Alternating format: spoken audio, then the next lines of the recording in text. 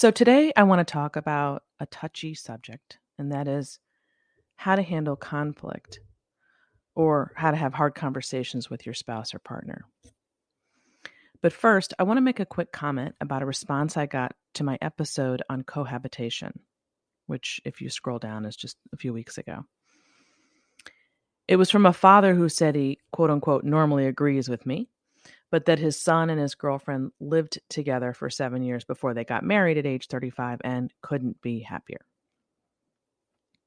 So I'm calling this out, not him in particular, but I've heard this so many times over the years where I'll make an argument about something or I'll use research to explain why I'm making the argument. And someone will respond with, well, I knew someone who, or, well, that doesn't apply to me, thereby assuming that that undoes my argument, which I always laugh because, of course, it doesn't. And I'm always surprised that people don't realize that one story or isolated stories, that they don't realize that that doesn't undo the research. So what we know about premarital cohabitation is that it is absolutely associated with greater odds of divorce. This is from the Wall Street Journal. Quote, in analyzing reports of marriage and divorce rates from more than 50,000 women in the U.S. government's National Survey of Family Growth, we found that there's a group of women for whom marriage before 30 is not risky. Women who married without ever cohabiting prior to marriage. In fact, women who married between 22 and 30 without first living together had some of the lowest rates of divorce in the NSFG.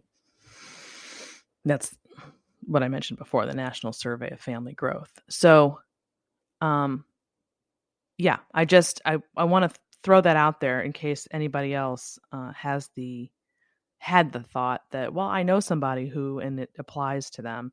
I mean, what I'm said, it does not apply to them. That's great. There's always going to be exceptions to the rule, but there's still a rule, and that's what data show. That's what the purpose of data is, to gather trends so that we can create some sort of model, of what to avoid or not to avoid. So, I mean, honestly, the argument when you know somebody for whom it does not apply is the equivalent of saying that your grandmother smoked her entire life and never got cancer, so there's no point in arguing against smoking. So, at any rate, that's all I wanted to say. On to today's show. Okay.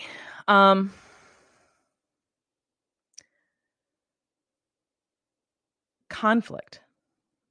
Wow. I mean, it's big, right? It's big. And specifically conflict avoidance, which is what I want to kind of harp on here, is a major factor in both divorce and in unhappy marriages. And I'm always surprised at how deep this problem is in many families, because avoiding hard conversations is not something I personally or my family struggled with. In fact, we're going to get into that. But so I forget how common the issue is that people sort of step around hard things. That's just something that's very natural to me to not do. In fact, I'd say I over communicate, so that has problems, I guess, of its own. But avoiding conflict is just not my MO. So I want to hone in here on conflict avoidance specifically. Ultimately, conflict avoidance is nothing more than conflict deferred. It's not conflict resolved, it's conflict deferred. So when you avoid something, you're in effect making the problem worse than if you did attack it head on. Now, I mean, it's going to feel better in the moment to avoid it, obviously, but it's going to compound over time by not avoiding it. By avoiding it. Make sure I say that right. So it's really a difference between just, not wanting to deal with it, right? And feeling calm and not anxiety ridden for the moment, knowing that you're going to feel even worse about it later. So it's not that different from anything that we delay. It's obviously not helpful. How do we deal with conflict? It is almost always a result of how we're raised. It was our parents who provided the blueprint for how to be a social human being. I mean, they show us how to show affection, how to argue, how or if to apologize, all of that.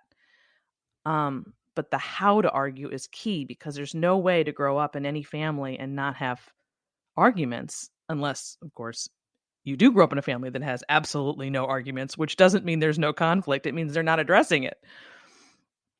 So I'll just give you an example for my husband, Bill, and me. Very, very, very different backgrounds, extremely different backgrounds. I could not be more different with respect to this issue. His parents did not fight. So picture sort of a quiet house where the problems that they had were in the air.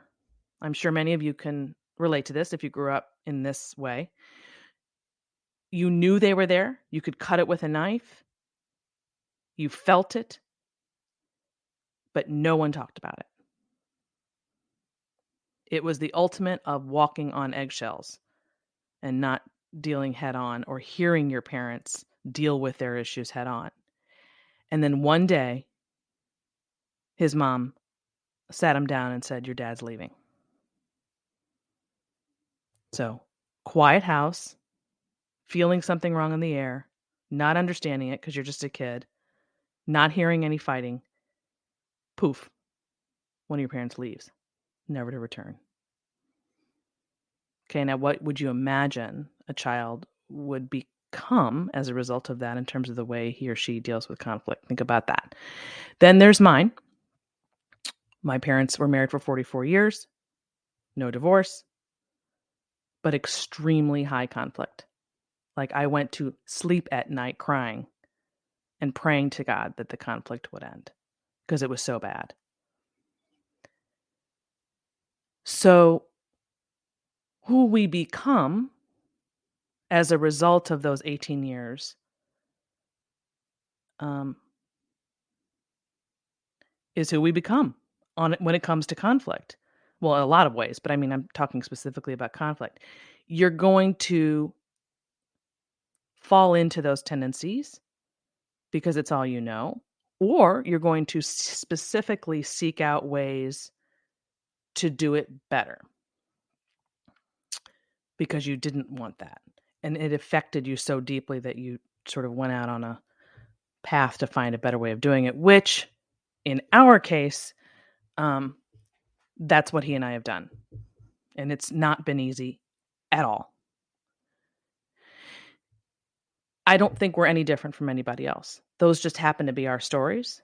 But unless you happen to come from a family situation where your parents handled it beautifully, you too are going to be muddling through in your own marriage.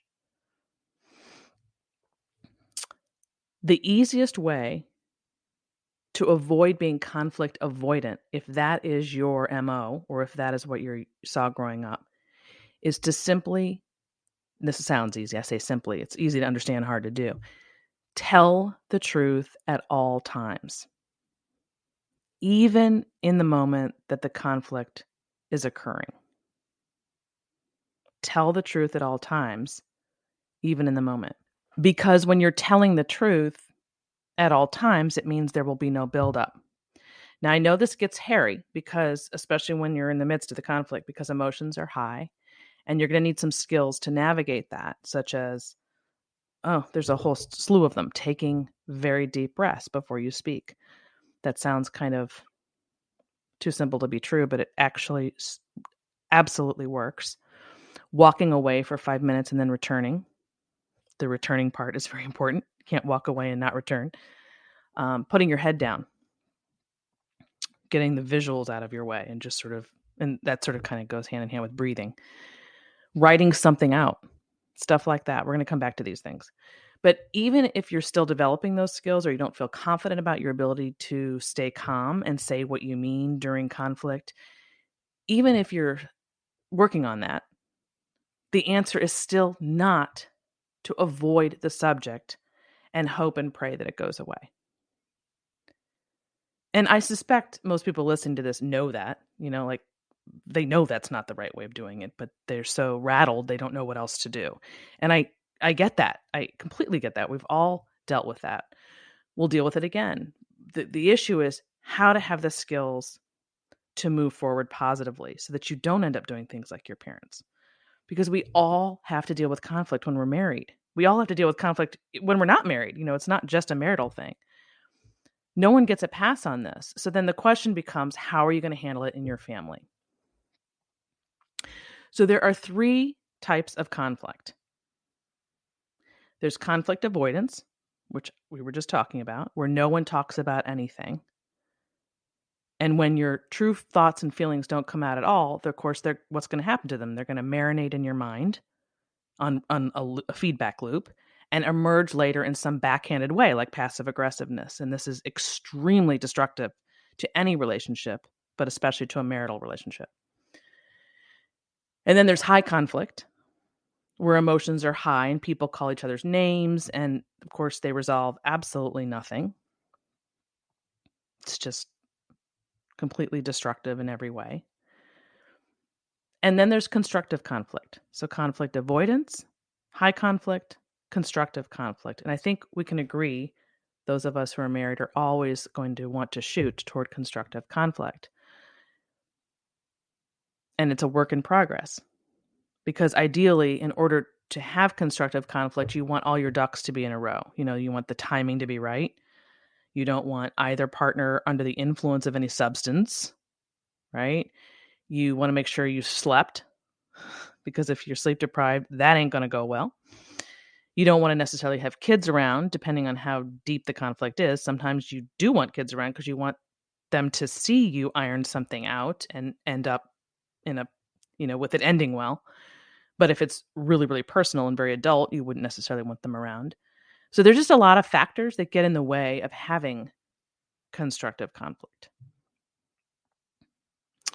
So in an effort to help you move toward constructive conflict, because I'm going to go out on a limb and suggest that, or assume that most of you want that. Hey, quick side note, everyone. If you like this show, which I assume you do if you're listening, please consider subscribing, leaving a review, and sharing with friends. That's the best way for us to make an impact on this culture we're up against. I know a lot of you feel as strongly about that as I do, and this is your one actionable step you can take to make a difference. 8 new ways to think about conflict. Here we go. Number 1. These are going to be easier said than done, but you might want to write them down. Learn not to take things personally. Learn not to take things personally. This is a big one. This is crucial, actually.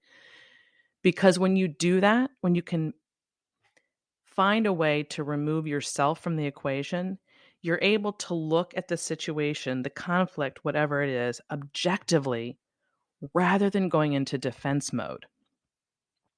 So you want to make it about the problem and not the person. So in a marital situation, something comes up, whatever it may be, and I almost like to think of it like, I'll just use me as an example since I'm a woman. He's on the other side, I'm over here, and there's a table between us with a thing on it, with a thing on it. This is how I think about it when we're dealing with conflict. And that thing has to be figured out by these 2 smart, capable, loving people.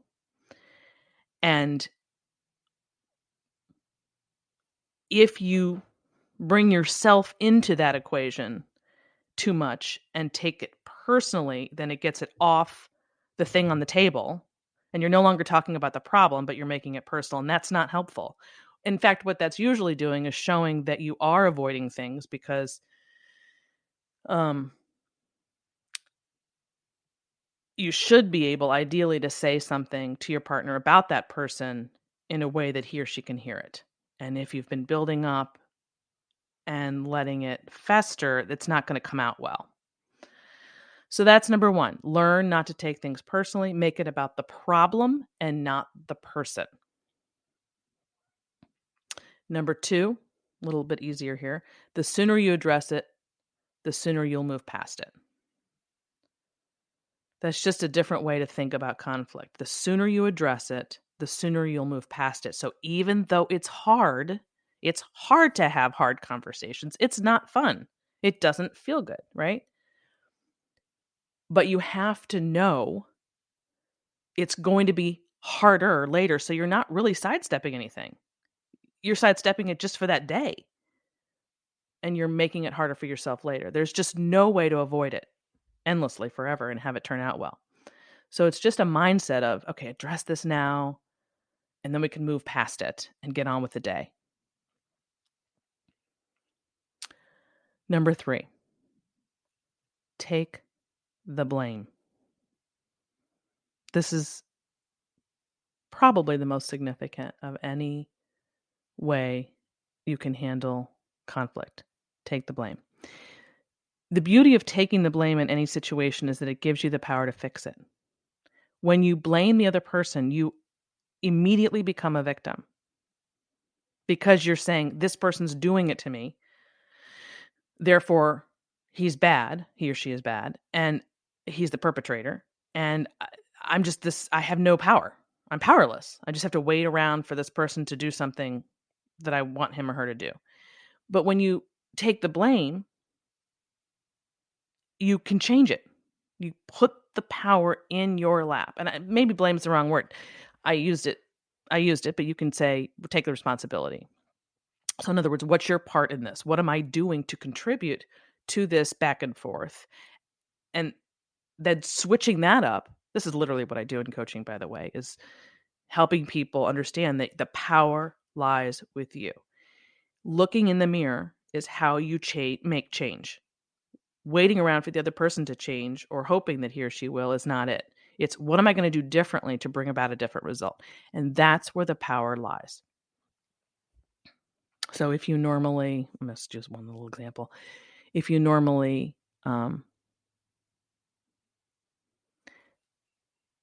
talk a lot during the conflict rather than listen, flip that. Start not saying much of anything and letting the other person, he or she, be the major talker. And that may sound too easy or too like, what's that going to do? But it's a way of what you're changing up your end, and you're going to find a different result from that. Because if a person is used to not being heard and then all of a sudden he or she is heard, it's going to go better. I promise. I promise you. So there's a lot to be said for saying nothing when you want to say a lot. So that's just one little example of what I mean by taking the responsibility and doing something differently. Number 4, pause before you speak. So when things are heated, take a moment to decide what you want to say and calmly say exactly what you're thinking after you've taken that moment. So pausing before you speak sounds, again, a little too simple. A lot of these things are very simple to do. It's just a matter of practicing and believing that it actually works. Just pausing before you speak. And this would be a really good space to take a deep breath that I talked about earlier. Look, I want to take a deep breath just whenever I hear somebody talking about taking a deep breath, like on other podcasts, I literally take a deep breath. It's really funny. And it works. I'm into breathing now. Okay. So pausing and breathing. Number 5, do something to avoid interrupting the other person. So, and again, I'm going to use my husband and me as an example. We are both very, very, very passionate people. We have a lot to say. And so when you put us alone together in a room, it's the complete opposite of conflict avoidance. It's not, it's never high conflict and terrible. But it's We're vociferous. Um, and so to and so and we both interrupt, or we have. We're much better now, but we have, and it's not an attempt to interrupt, like, to be disrespectful. It's because we have something we really wanna say, and we wanna be heard. So I've had to do certain things to stop myself because it almost happens before I can stop it. So I have to do something physically, and so what has worked really well for me is putting my head down. I find that if I remove the stimulus, if I get it out of the way, the visual, whether it's him or the things in the room, or I don't know, my own thoughts maybe, I don't know. Although I guess if you put your head down, you're still thinking, but I don't know. For some reason, it works, and for you, it might be something else. But just putting my head down and closing my eyes and listening and waiting um, for him to finish has been super helpful because I don't know, it just doesn't. I don't want to talk as much when I have my head down. I can't explain it. I think I also mentioned at one point, if you guys are really um, faithful to this podcast, this might sound familiar, but I used to tell my husband how to drive for years. I definitely don't do that anymore. I think he would even concur on that. And to get myself to stop, I would turn my head to the side and just not look straight on what was going on the road. And that kept me from telling him how to drive. I just kept my head to the right, looking out the window. Now it's kind of a running joke for us because my head will be looking out the window to the right, and he'll be like, "What are you doing? What are you thinking?" Um, but yeah, it worked. So you want to do something physical, like that sort of tells your brain, okay, we're gonna put the kibosh on this behavior, and we're gonna do something different. And the doing something physical, it was super helpful. The deep breaths, the looking down, the walking away. There are just actual things you can do. Okay, number 6, write it out first. Write out in advance. Like, so if you have a conflict and you're scared about addressing it and you don't want it to, end poorly, write out on paper or on your phone, use your phone notes, what it is you want to talk about or say. And then when you're ready to sit down and you've chosen the time well and all of that, you're going to sit down and just go through it point by point using the notes that you wrote. That allows you to stay focused and on track rather than, going off on a tangent and forgetting what you originally were talking about, which happens all the time. So yeah, that's another big one, is writing it out.